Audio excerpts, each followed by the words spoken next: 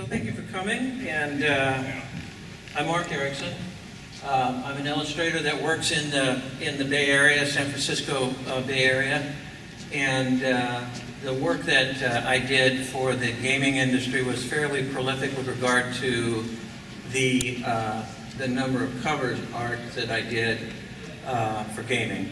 By the time I was done, I evidently had done 97 or so games. So I can't claim that I did 100, but I came close. I worked for a number of different companies. I was not a contract worker for Atari or another group. I did game covers for every major game maker out there, and a number of very small ones. I don't know if you guys remember groups like Tronics. I started out working with Broderbund, which was one of the initial, game startup groups. Can I walk with this, Melissa, or can I walk around? Yeah. Because, they're right here. Yeah, they're right here. Let me make sure. Nice Can everybody see that okay?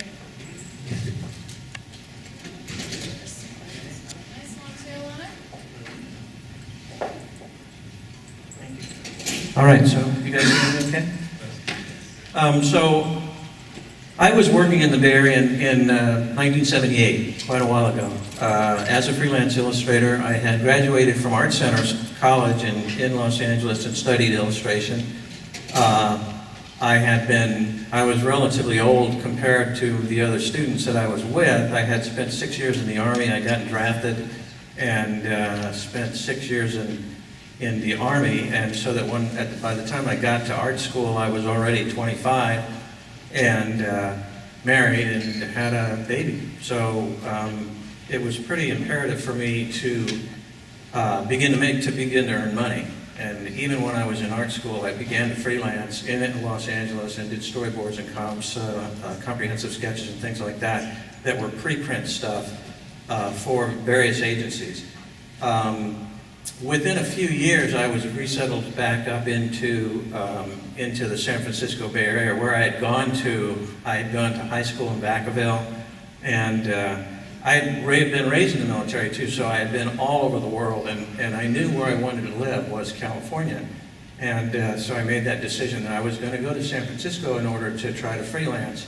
And all of the people that I spoke to that were my contemporaries as students thought that was just a ridiculous idea, because there was really nothing going on in San Francisco at all with regard to big business and corporate work and that sort of thing. Nevertheless, I decided to go and give it a shot, and my wife and I arrived in the Bay Area in 1970, 77, 78, and I worked in a studio in San Francisco for about 2 or 3 years, Artworks, and it was a staff illustration position, and then I started freelancing on my own. This was all long before the tech, phenomenon really began to happen. But I was well located for the time that it did happen. I was working for companies like Intel and American Airlines and Coherent Technologies, and doing a lot of technical work and airbrushing the work that I needed to do. How many of you know what airbrushing is? Raise your hand. Good. Okay, great. So that was a technique that I had a friend of mine recommend that I take up. And there was a lot of airbrushing being done in the 80s, and it was a very kind of 80s phenomenon. And so I was doing this work when I got a call from Broderbund, from actually, I think it was Steve Carlson that was the owner, or one of the brothers who founded Broderbund. And he asked me to come to a meeting in San Rafael. And I drove out there to the address, and it was a Quonset hut there in San Rafael, and where they had a small office, and we began to talk about these games that they were developing. And I really had no idea what this was all about, but it sounded like a fun opportunity to do some interesting illustration. And so the result was that I wound up doing several of the first number of games that Broderbund put out. I did Choplifter, and I did Track Attack, and I did Shark Attack, and I did this and that and the other, and was having a good time doing those, and I was being paid in the vicinity of $600 or $700 for an illustration for them when we first started out, working together. And that kind of bled out into a series of referrals wherein I began to get calls from other companies that were also fledgling game companies. And of course, Atari was birthing at that time, and there was a lot going on over there. And they contacted a number of artists and began to form a kind of stable of artists doing a particular look that they really liked. So that particular look was not the type of art that I was doing at the time. And I was getting plenty of work, and so those that kind of recommended that I go over to Atari to, apply for a job, which later in life I ran through the same thing with Pixar. Everybody said I should go over and join Pixar. In the end, I always wanted to just work for myself. And also, I wasn't a good fit for Atari in any case. So they were doing, if you look at your tag, you'll see a piece of art. And that was very much the kind of art that they were doing for Atari, which is very attractive, was very attractive and very hip at the time. And they did a lot of wonderful art under that, kind of aegis of look. However, I was still getting plenty of work doing the kind of hardcore airbrush stuff that I was doing that was not soft and fading and that sort of thing. In the end, I did get a call from Atari to do Galaga, which was their 7800 game, years later. But I continued, pretty much my career has always been just me working in a room with a couple of other illustrators, each of which were independent contractors, and with whom, I formed real strong bonds, and we were able to do a lot of posing for one another and having a lot of fun, and it was just a wonderful time to be a freelancer in San Francisco as this technology sector began to swell, and they needed more and more work. So, despite the fact that I never wound up in a stable for a particular outfit, I still was getting a lot of contacts for just about every other group that was out there that needed work. So I want to talk, that's basically the gist of how I got established in San Francisco and how I began to do these sorts of illustrations. I guess I wound up having that studio space at 1045 Sansom in North Beach of San Francisco for 30 years, and shared space during that whole time with a number of different illustrators and designers, all of whom I became very fond of, and we had a great working, very loose relationship, the sort that you can only kind of dream about at times, and so it was a very good circumstance for me, and the work continued to come in, and I was kind of an unusual illustrator in that, despite the fact that so much of my game work looks like it's geared in one direction. I am kind of a polymath when it comes to doing art. I can do all kinds of art, and I can do all of it relatively well, certainly well enough to get paid for. But that doesn't make me, I'm not necessarily the best artist in any given technique. But if you need me to do a watercolor for you, I can do a nice watercolor for you. If you need me to do an oil painting, I did a series of oil paintings for the Intel lobby. If you need me to do airbrush cutaway, I can do a cutaway of a clean room, which I did for Variant. I can do loose drawings and sketches. I can cartoon. I can do just about anything you require. And I enjoy actually doing that. I like every job to be not like the last job. And so that's the thing that appealed to me about being able to work as a freelancer and to be able to pick the jobs that I wanted to pick. And really, I was not very picky. I took just about everything that came along. And so it did, and I never ran into an issue about a look, you know, like the idea that everybody has to have a specific look was kind of an anathema to me. I didn't believe in that, and I felt like if you have a range of talents, that it only makes sense to pursue those and to use those to the best of your advantage and not wait around for people to contact you just for a particular look. So in that regard, among all the illustrators I knew, I was unique, and I did a lot of that in different, you know, forms. I did a lot of airbrushing. There were a lot of different ways that I did art for gaming as well. So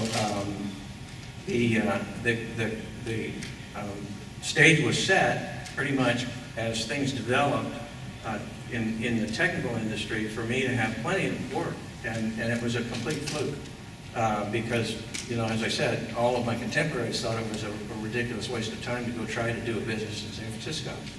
So I got to go to the place that I really loved, which was Northern California, and live there and work there and do the sort of work that I wanted to do. Now, well, what I started to say is I teach, and I don't know how many of these panels you guys have watched, but I haven't watched any, and so I don't know how they do things here. But when I teach, I really like to walk around. I like to address people individually, students individually if I can. I also have this routine where when I give out some information, then I ask if there are any questions.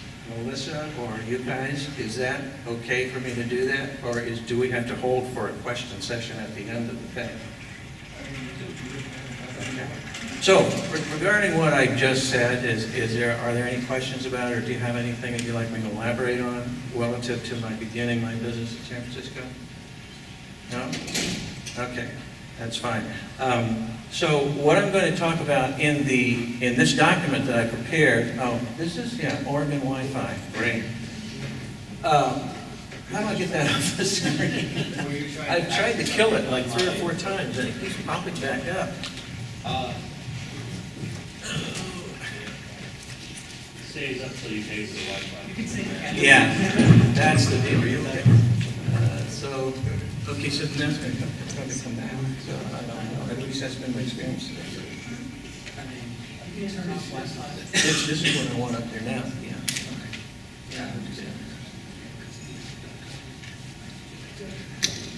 No, I just turned it on.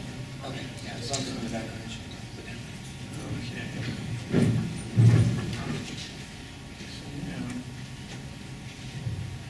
Okay. Hey, Mark, you can Yeah. turn off your Wi-Fi. Turn off the Wi-Fi? Yeah. Okay, that's a good idea.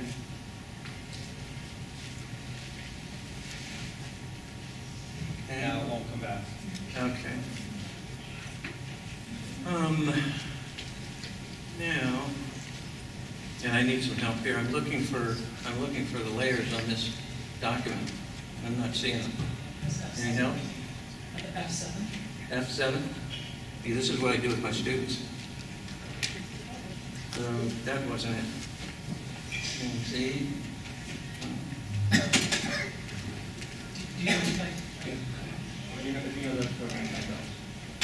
This is just Photoshop. Yeah.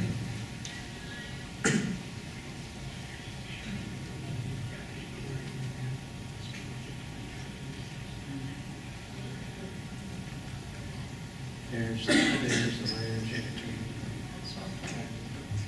I have to say, and thank you so much. When I'm teaching, that's what I run into. I don't know.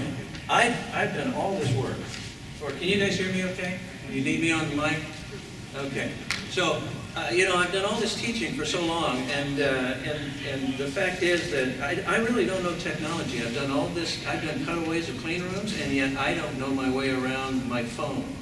And so, the students are always there for me. It's like, okay, guys, how do I do this? And they come to the computer and they fix it for me. So forgive me. I'm sorry about that.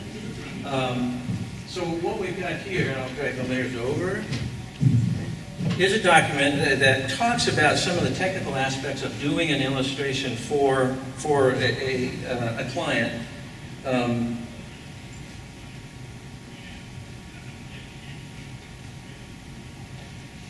And so now we're on mirror, so this is going to work fine. So.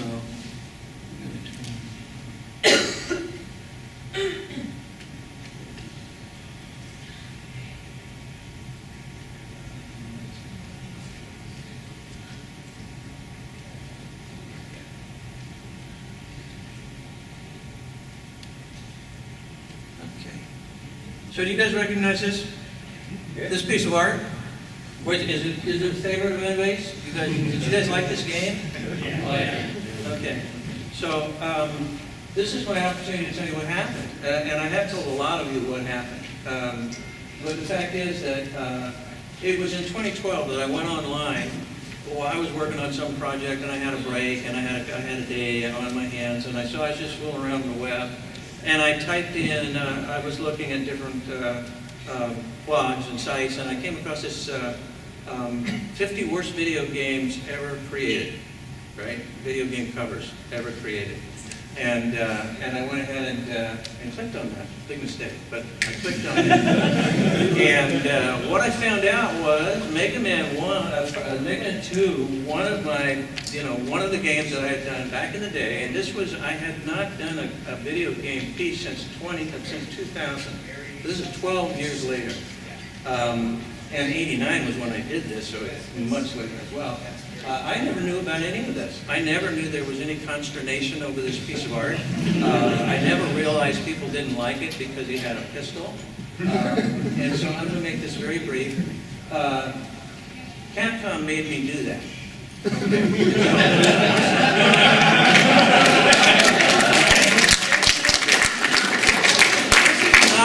This is not an illustrator going rogue on somebody's hand. And then, like, somehow jamming it through the corporate gates and making them print it? What the hell is it? What the hell are all these people that hated this game art? So, and there were like 300 blogs, all of which were very filthy-mouthed blogs about me, the illustrator, and how stupid I was. Well, the fact is that I went in to meet with the team. They called me in. I went in to their location down in the South Bay somewhere. I had clients all down there. I was on the road to the South Bay my whole life, every day almost, while I was doing the game art. So I went down there, I met with them. They brought a young kid in to play the game, the beta version, because I did not know how to play a video game. I just told you I don't know how to use my phone, so I didn't know how to play a video game. They didn't care, because I did good art. And so all they cared about was I was going to do a piece of art for them. So they got some young guy who had been playing ping pong in the back and brought him in, sat him down with the beta, and ran it. And I had two people with me from Capcom, whose job it was, Capcom Marketing, Capcom USA Marketing, whose job it was to keep me straight on what I was doing. And so we're watching this little guy run around, and I said, what is he shooting with? And because I can't see anything in his hand. And so they both leaned over and looked at it, and then they leaned back and they talked amongst themselves for a second. And then they turned around and they said, put a pistol in his hand. And I said, okay, pistol? You want a pistol? Yeah, put a pistol in his hand. I did the art. I did the sketch. I sent them the sketch. They loved the sketch. I sent them a color rough, which you guys can peruse after we're done down here if you like. I sent them a color rough. They loved the color rough. Then I sent them the art. They loved the art. They said, great job, thanks. We really were in a jam. Thanks so much. They sent me a check for $3,500. I was done. They were in my rearview mirror. I was gone. Right? I was on to the next job. And the job after that, job after that, job after that, until I ran out of video game work. And then I forgot all about video game work. Because I was still doing my other work, all the rest of the illustrations that I was doing for companies and business, Clorox, and you name it, food, flight, travel, anything. So I was busy. Then I went online 12 years later and found out that this had been a major disaster that I knew nothing about. So I went on to one of the games and I started to post on there telling them that I was the guy that did this and that this was not my fault. I was instructed to do this. This is really the only game that I did out of 97 games where there was this great ire was raised across the nation about, this, well, I should say gaming nation, about, this piece of art. Now, how many of you have seen the first piece of art? Okay, the yellow one and blue, right? What's he holding in his hand? A gun, a pistol, right? He's holding it. It looks like a 45. And he's in this little weird position, like he's dancing or something, He's got this blousy yellow suit on. I mean, that piece was really, okay. So anyway, they didn't call that the worst piece of art. Number one, criminal number one, it was me. And so that was one of the low points in my career, I have to admit, when I did that piece, and I found out about that piece. So, just to clear the air here, yes, that is my piece. I actually like it. And I found out that a lot of you guys actually really do like it too. And it's my best seller of the prints that I sell. And so, and everybody comes and says, you're the guy that did Mega Man 2? And I say, yeah, I did Mega Man 2, I did Bad Dudes, and I did, POW, and I did this, I did that. 97 other games. And so it is, they're A, stunned, and number one, they're pleased. It's not, I don't hear any invective about, this pistol. So I think I've done a pretty good job. Go ahead. Have you ever considered correcting it? Well, what's the point at this point? I could patch it on my print that I sell, but would you buy it then? This is what makes people buy the print, I think, Anyway, that's a sort of a look into the world of doing art for video games. It's fun, it's crazy, and I have to say was, because at this point, it's all over, really. The content has become so magnificent that they don't need somebody to describe for a young man or a young lady what this pixel is supposed to represent. But that's what we did. That was our job for, 20 years. And then once they didn't need that anymore, this work really did just stop. The sort of work we were all having so much fun doing. But I didn't really care because I was always having fun illustrating. I love the people I worked with, and even now I'm freelancing still at my age, and I really love it. So it's not necessarily the gaming thing that I don't. Well, evidence that I didn't really miss the gaming was that I went 12 years before I even looked into it again. But when I did look into it, it was kind of a nasty shock. But I looked through it, and I have worked hard to reform my reputation, if you want to call it that. So let's see if we can get this done.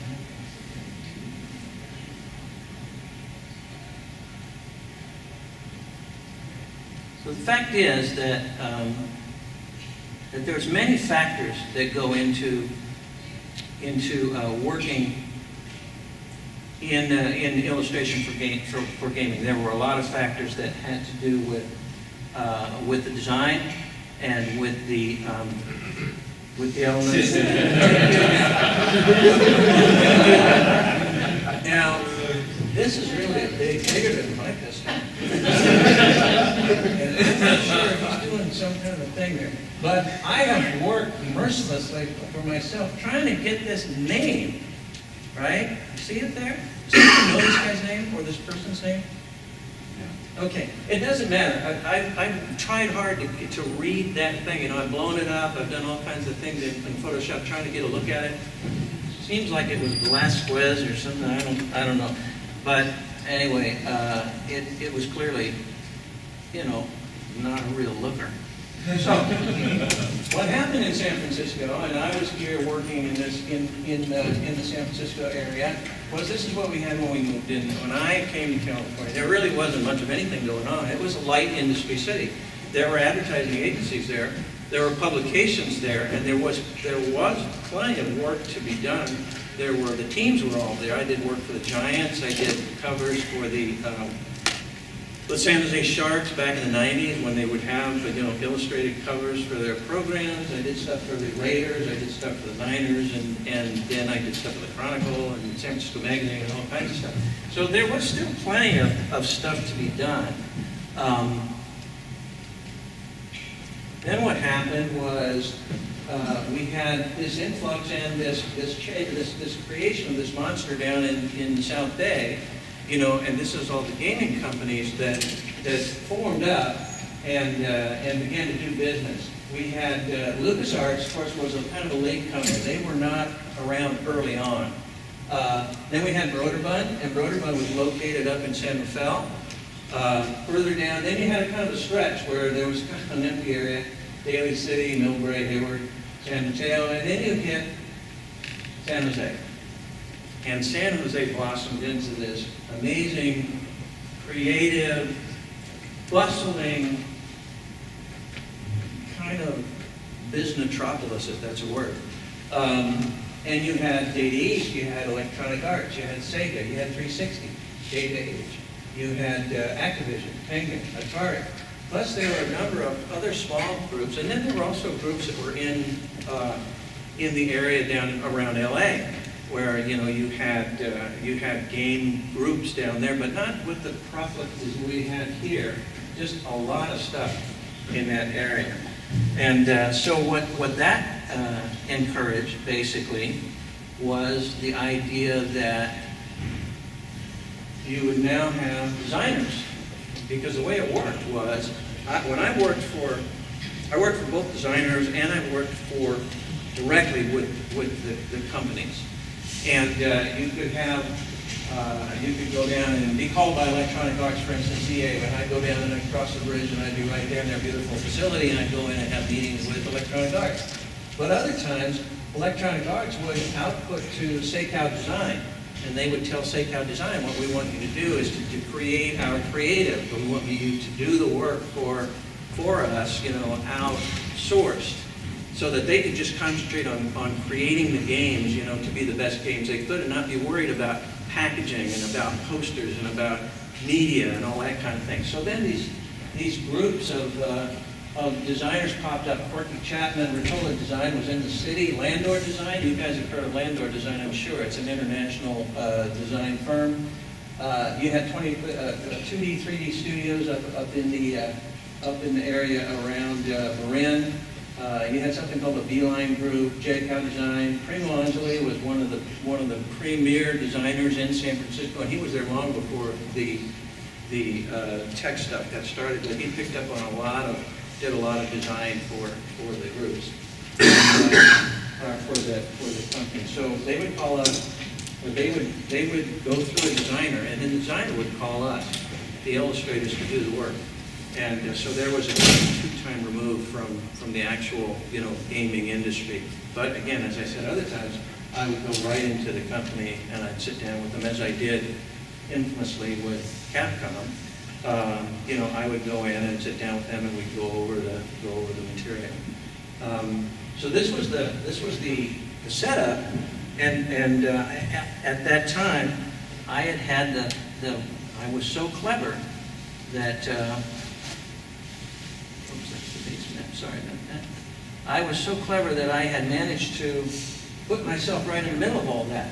I didn't know that was coming, but this is where my Northeast studio was located.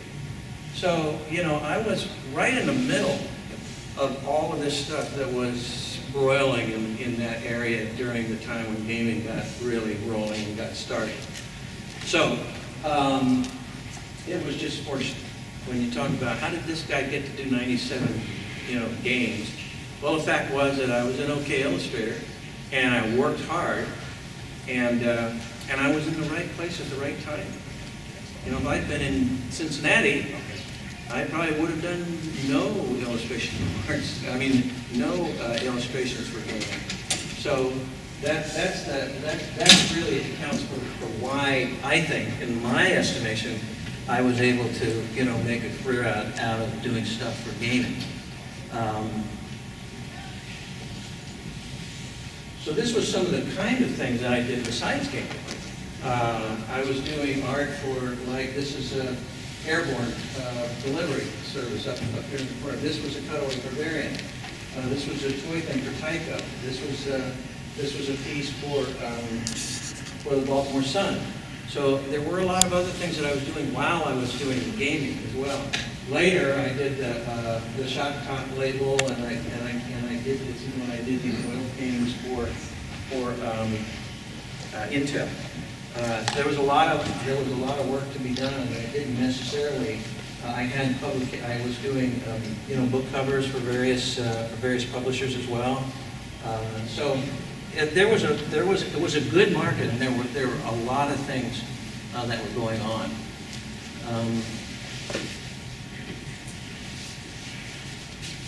This is an indication of 50.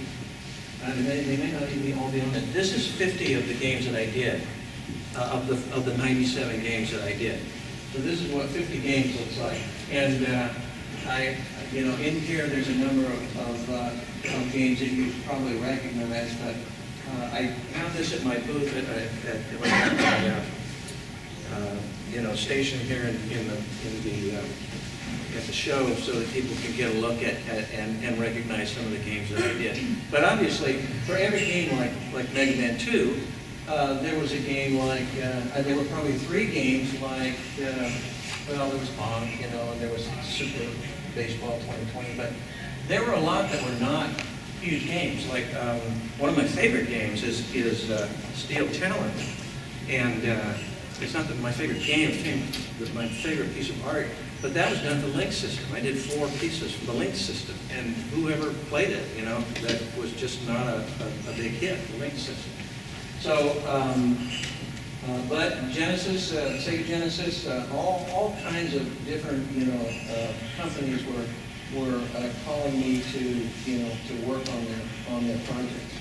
But a lot of them were games that just never went anywhere. Probably the majority of them. They were lesser known games, or they didn't sell well, or they were for groups that were not,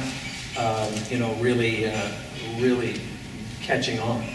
So, but they all paid relatively well, and it was fun to do. These are the covers, some of the covers that I did for GamePro magazine. I got a call from GamePro when they were first starting up, and they were working out of a tenant just about down in South Bay. And I went and met with them, and they had a piece of art that they needed to have them to launch the magazine, which was this piece right here. And they basically hired me for a very low amount of money to go ahead and do them a cover so that they could launch the piece. And we got it off the ground. They wound up going around all the Toys R Us and giving them out free to people because nobody would buy them. But then obviously they got going. GamePro became a big force in the industry, and I did a number of the earlier illustrations for GamePro. Now, the way we do it is we first create a staging rough. Now, staging rough to me is a very loose sketch that you do when you're with the client at their location with them, very rapidly sketching an idea that you have. And this one that I'm going to show you is not necessarily a good example of how rough they can be. You remember Bad Dudes, right? Okay, so the piece that was done for Bad Dudes, I have kind of reconstituted a pair of sketches to show you just basically what. Let's go through this and see what we've got.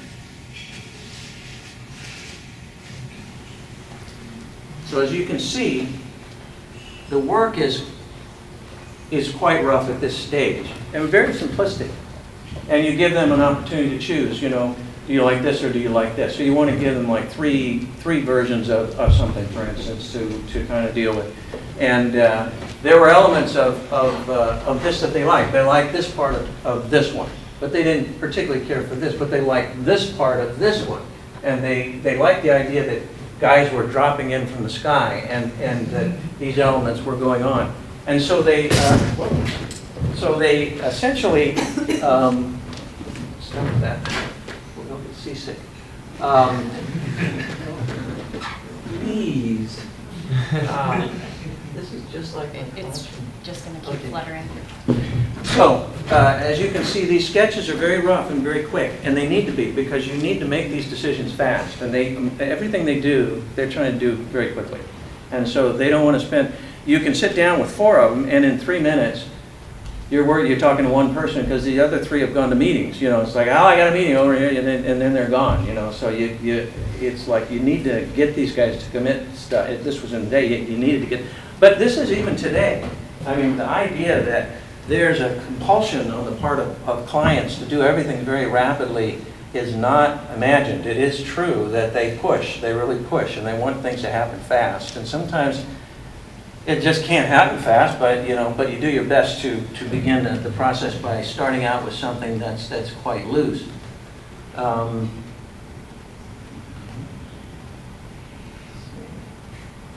this back over.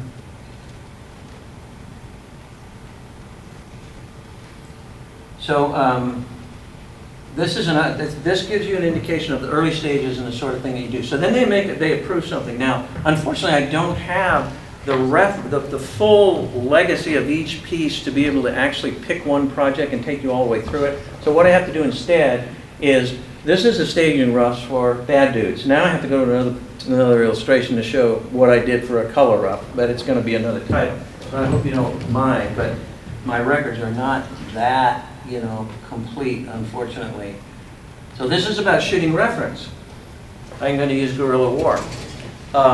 Once you've decided on the sketch, then you have to get reference. You have to shoot photography of people posing for you so that you have some guidance when you're doing your drawings. Because if you draw something from your imagination, which I could easily do, draw those guys fighting and everything, but if I tried to take that drawing and do nothing but use my imagination to draw that entire scene, it would not look real. Now, the illustrations that I did don't look real, but they do have a sense of realism because I shot photography of models to guide me when I did the drawings. Now, the guys I shot, when this is what was so much fun, were my studio mates, or they would be people that I would walk out in the street and I'd say, hey, I would always have my mailer with me so that I could show them my work, so they didn't think I was a pervert, but I'd go up and say, hey, my name is Marc Ericksen, I'm an illustrator, and you know what, I need a shot of a guy in a suit, in a business suit, and you look really great, I can, and I'll pay you $50, and you just give me 30 minutes, upstairs in my studio, and I can take you up here, and you can meet my studio mates. What do you think? And about half the time I get people to do it. They go, yeah, okay, that's fun, I don't have to be back at the office for whatever, 30 minutes, so let's do this. And we would go up, and they'd pose, and I'd shoot, and get what I needed.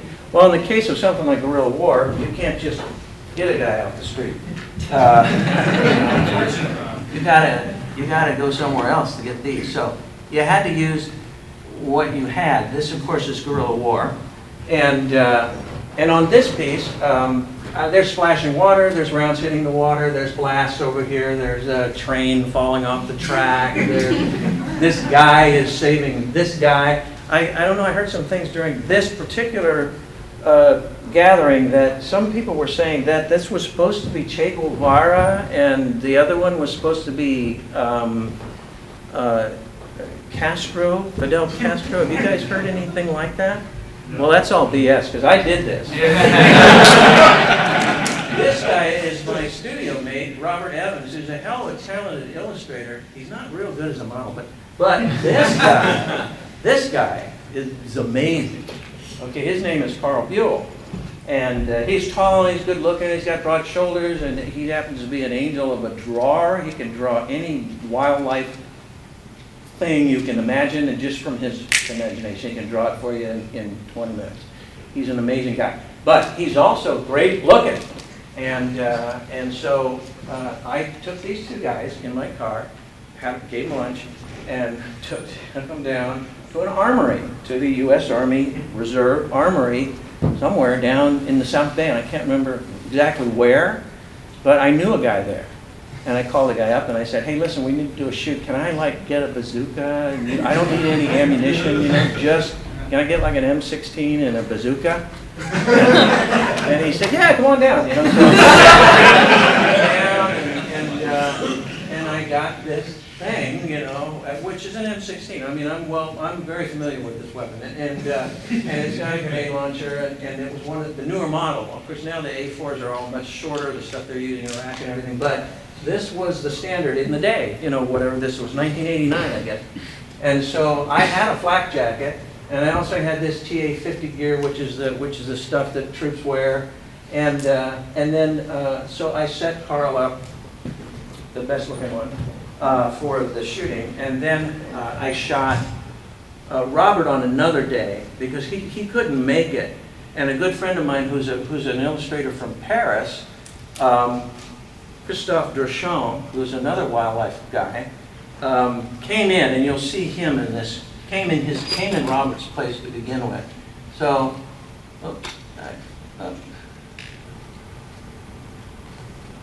so here we are, okay, and we've got our bazooka, and we've got our M16. So this is what I want you to kind of pay attention to for a sec. First of all, this is Robert. Now, he did go on the sheet, I'm sorry. I thought Christophe went. So, that's Robert, my studio mate. He did have a beard. And somebody asked me, was he clean shaven? And I said, yeah, he never had a beard, but he did. I forgot. So he had the beard, but I was trying to get him to be really emoting, terror and everything else. And it's really hard because you got to like yell at these guys and say, come on, you're scared. Come on, let's get scared. And we were all laughing. You're all cracking up. It's like, and I'm shooting away with my camera and everything. And people are walking down the sidewalk on the other side of the chain link fence, just walking by, So what do you think would happen if a guy got out with a bazooka in downtown, South Bay right now? It would be pretty hilarious what what might happen. So here's the M16 that he was using. We had the gear on him. He was emoting, and I was shooting, and everybody thought we were insane. And we were kind of were. So then there's Carl with he put a beret on, and then he's got the bazooka, shooting the bazooka. So that's the kind of stuff that we needed to get in order to get to the point which you see on the left, where, the thing, it doesn't look like super real, it doesn't look photographic, but at the same time, for some reason, it's convincing, and it's certainly entertaining. And that's kind of what you shoot for when you're trying to get this sort of thing done. But you have to do the research, and you have to do the shooting to give yourself a skeleton to work with in order to do the illustration. And so this one I'm going to have to take you to Akari 3. So we actually are at time. We're out of time. Yeah. Oh my God. I'm so sorry. Okay. So but I want to make sure everybody gets a chance to come up and look at your artwork. So you guys come on up and do this, and I'm going to continue to talk for just a second with this Akari 3 thing, and then we'll wrap up. Okay, is that all right?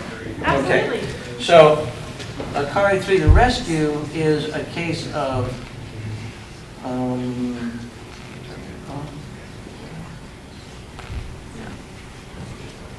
so this is a game that probably not a lot of you are familiar with because it was an IBM version for Microsoft.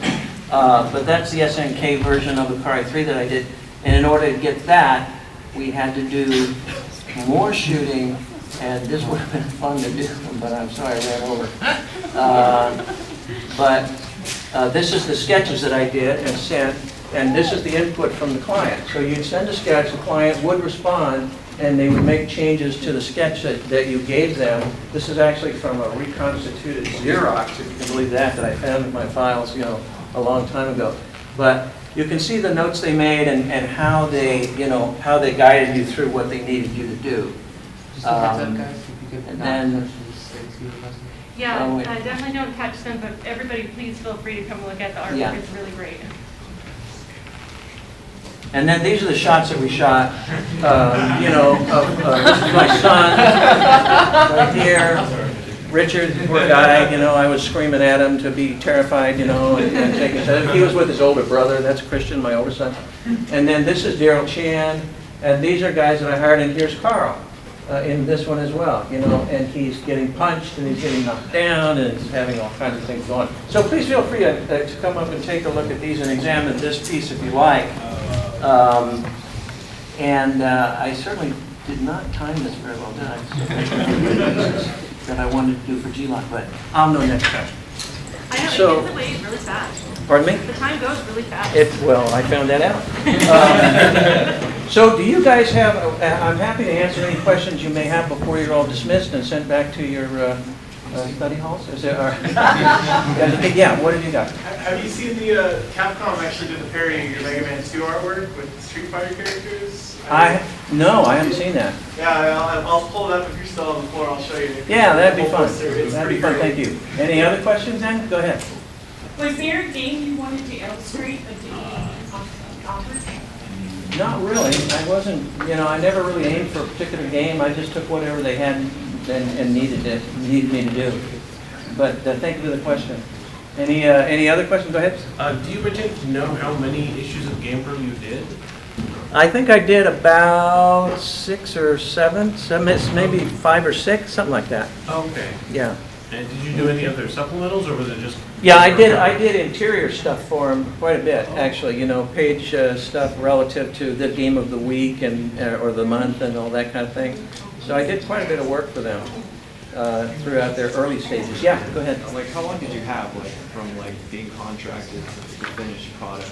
It could be anywhere from 3 days to 2 weeks. Like, how long did that take?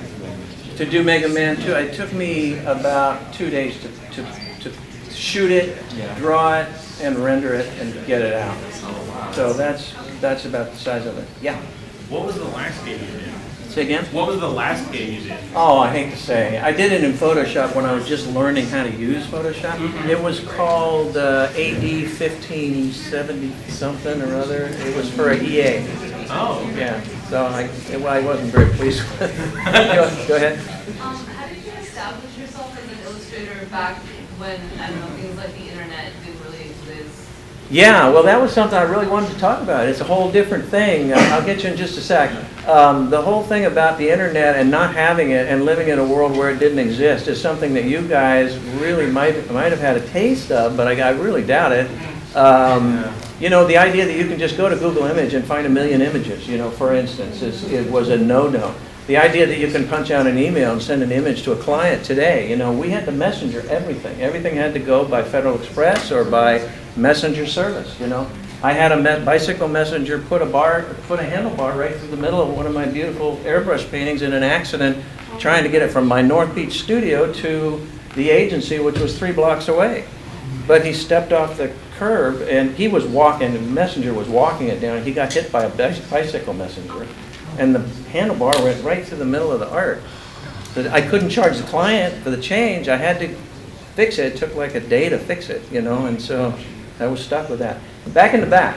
Did you create the designs for all the fonts of the titles as well? That's a good question. I did a number of titles. I did the title for Mega Man 2. And I did the title for Steel Empire, which was a steampunk thing you guys may remember, Sega Genesis. I did a number of lettering blocks for titles, and they would pay extra they would pay me for that. It could be $1,200 or $1,500 to do that, and then I would be getting anywhere from, by the time it was going strong, I was probably getting anywhere from $2,000 to $3,500 for an So you got a illustration. premium if you included a title as well? Well, yeah, that was extra. Wow. It's on the cost. Any other questions? So apologies, I did this badly. And I did the first one by getting late. I'm coming in late, so, you know, I'm not good at this. So you need to continue it next year. Yeah. Oh, go ahead. I'm sorry. If you wanted to do something less formal and set up at one of the tables out there, we would gladly. You need us to get out of the room, right? Oh, it's just, I know that they probably have a lot of questions and stuff. I don't want to cut you off. No, me, I'm fine. I'm good. So, go, my wife was gonna divorce me, that's okay. She's got the. So, you had a question? Now, it's not so much a question, but as far as the Mega Man 2 art goes, they did make a Mega Man 3, and that was the age where a game lived and died by its box art. Yeah. So, it did something right. Well, and I've had a lot of people say it's really okay, Mark, don't worry, you know. So, you know, I did the best I could in the time I had, and I did what they told me, you know. So, any you guys got anything else? Found it right here for you. Well, what's this? That's the parody they did of it. Oh, great. Oh, You know, is that I mean, the thing is Capcom crazy. Yeah. I have a promo poster of that. So do I. Yeah, I love it so That's much. great. I like your original better. Well, the thing, you know, the sad thing about the whole thing is that I loved Mega Man, the little guy. Once I found out what he looked like. Yeah. He was great, you know. Yeah. But they told me Mega Man, so I'm thinking Superman and Batman, you know, and like he's a man, right? So I draw it, and they go, yeah, great. What am I supposed to think? Yeah. You know, so now good. I hit the nail on the head. I'm on to the next step, you know. Yeah. So. And now Capcom treats Mega Man like Disney treats Mickey Mouse. I have a Mega Man board game, and they went through the proofs process. They would send updates via Kickstarter, Yeah. and they had to completely redo a miniature proof because his eyebrow was a millimeter off. No. And so to see like you got approved for that just as a quick like little meeting and what happens now is pretty crazy. It is. Everybody's terrified now to make Yeah. a move. Once you've established something that's as monumental as that, you know, it's like everybody's terrified. When we were doing it, it was just like pulling things, Yeah. you know, we just were like doing stuff, you know, just wild stuff. Doesn't matter. So, go ahead. You know, your Mega Man 2, he's still kind of a short, stocky guy, and I wonder how much that sort of fed into Capcom's creative design when they did the cartoon. That's the animation. thing. They had already established him in Japan. They were They already already had using the him cartoon, years yeah. before in Japan. They had something called Rockman, which was the you know lead into Mega Man, and he was already an established character. They just didn't bother telling me, you know, and because they didn't know. These were two marketing guys. You know, it's all Americans. You know, I got to say, that's the way we work sometimes. And I don't even think they bothered to look this up. You know, they just brought me in and said, "Let's do this." I said, Without "Okay." the internet, how are you supposed to know? Yeah, that without the internet, that's exactly right. Yeah. Because imagining how different these two worlds are is really almost beyond the capacity of most people. I'm 70, and I know what it's like to not have any of this stuff. And I also can't use my phone, and you've seen me on the computer. So, you know, I'm a-technic, I guess is a good term for me. I'm a-technical. So, any other questions? Anybody? Go ahead. You mentioned learning Photoshop. Yeah. Was there an aha moment? Like, was there a tool that you figured out how to use and you went, No. no? There's never been an aha moment for me, technically speaking, ever. So what happened was my Robert Evans, who you saw in the photo shoot, was a whiz. I mean, he just loved the new technology. He even tried to invent what became the Wacom, you know, pen. He drew all these drawings and he was doing all this stuff. Well, he learned how to draw with a mouse. He literally drew his stuff with a mouse. So go figure. And then he taught me Photoshop, and Photoshop's like this. He taught me like this much Photoshop, and it took me years to get that part down, and that's exactly how much Photoshop I use today. And thank God for you guys, and thank God for the students that I can say, hey guys, I'm having a little problem here. You know, it's like I'm swamped with young people doing, you know, F7 or whatever. So I don't F7. You know, it's like do this, and they're reaching in. You know, and it's cleared up. Then it's cleared up. Whatever the problem was. You know, so I rely on young people. But I never had an aha moment, in technically speaking. It's so sad. you know, but it is what it is. Did you guys get a look at this, or do you have any questions? Yeah, do you actually now use Photoshop, or like how is your main, what do you work with now? I work in Photoshop, and basically what I do is I draw things and I scan them in, and then I build them up in Photoshop either into, you know, reality, volume, and all that kind of thing, or else they're very flat, you know, graphic sorts of things. And I import photography that particularly my own, that I can use without fear of being sued, and I build from that, and it's just like everybody does at Photoshop. Do you colorize in Photoshop, or do you like do basically a drawing and just enhance it in Photoshop? No, I do a color rough still, but I do the color rough in Photoshop. As a matter of fact, look at this. No. I guess these were all old style. I do my color roughs in Photoshop now very quickly. You know, I take that sketch that I showed you, that very rough sketch, and I colorize it very quickly. I use a multiply layer, and I just fill, and I scribble over, and they're rough. They're very, very rough, and you can see from some of these things that these are very, you know, very roughly done. They're just to indicate the color palette that you have in mind, and that's really all. You don't want them focusing on detail here, because then you've got a problem. You know, you need to focus them on detail when you're into the final line drawing, when you're working off of your reference, not here. This is like, hey, this is pretty, you like this, you know? Oh yeah, that looks good, go ahead. So that's what you're hoping for, okay? Anything else? Oh, I just wanted to say, I really love you keep a blog, and I think the retro game art blog has some, I mean, if people didn't get it up here, they should check it out, because